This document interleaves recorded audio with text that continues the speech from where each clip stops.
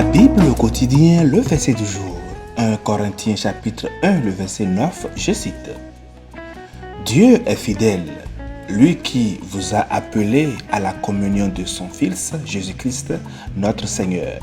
Fin de citation, glorifions le Seigneur.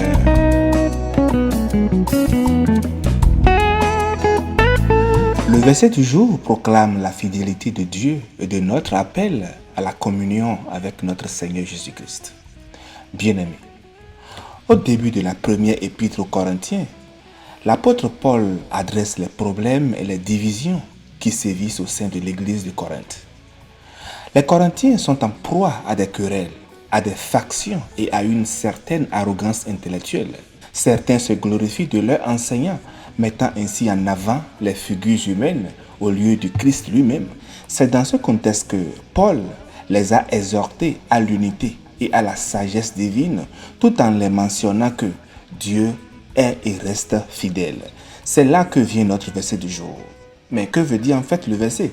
Le texte nous dit que Dieu est fidèle et que cette fidélité s'exprime par l'appel qu'il a lancé à nous tous, à nous les croyants, à entrer en communion avec son Fils Jésus-Christ notre Seigneur. En dépit des circonstances changeantes de la vie, des doutes et des incertitudes qui peuvent nous assaillir, nous pouvons toujours, chers amis, compter sur la fidélité immuable de Dieu. Il nous appelle à vivre en communion avec son Fils, ce qui implique alors une relation que nous devons développer avec le Seigneur Jésus-Christ. Et cette relation doit être personnelle.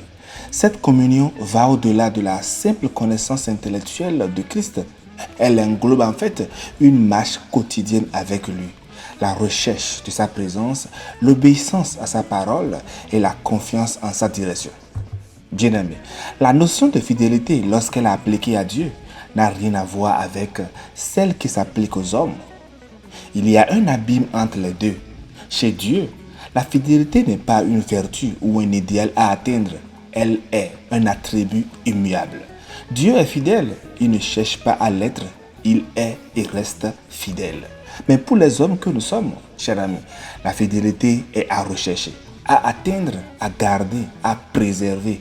Elle n'est jamais acquise pour toujours, elle est une vertu à entretenir, une quête perpétuelle. La fidélité de Dieu, chers amis, est dans sa nature. C'est l'un de ses attributs qui est constamment rappelé tout au long des pages de la Bible. Nous voyons ça dans Deutéronome 7, le verset 9, chapitre 32, le verset 4, et aussi dans 1 Corinthiens 10, le verset 13, et il y en a encore d'autres. Dieu est digne de confiance, chers amis. Nous pouvons nous appuyer sur lui. Son amour envers nous ne change pas. Et même si nous autres nous sommes infidèles, lui, notre Seigneur, il demeure toujours fidèle. 2 Timothée 2, le verset 13. Bien-aimé, la préservation de la vie sur terre est un miracle qui tient à la fidélité de Dieu. En effet, elle assure le fonctionnement perpétuel de sa belle créature où tout a été réglé une fois pour toutes. Ceux qui nient encore l'existence d'un créateur sont confrontés à cette grande énigme d'une création aussi intelligente, fonctionnant avec la précision d'une horloge des plus fidèles que l'on puisse imaginer. Alors je nous invite, bien-aimés, confions-nous en ce Dieu fidèle. Il est fiable à 100%. Ses promesses sont fiables. Son amour est immuable. Il veille sur sa parole pour l'accomplir. Alors, bien-aimés, ensemble, proclamons avec Jérémie en disant « Oh, que ta fidélité est grande !» Lamentation 3, le verset 23. Chers frères, chers sœurs, nul doute, l'amour et la fidélité de Christ pour toi ne changeront pas.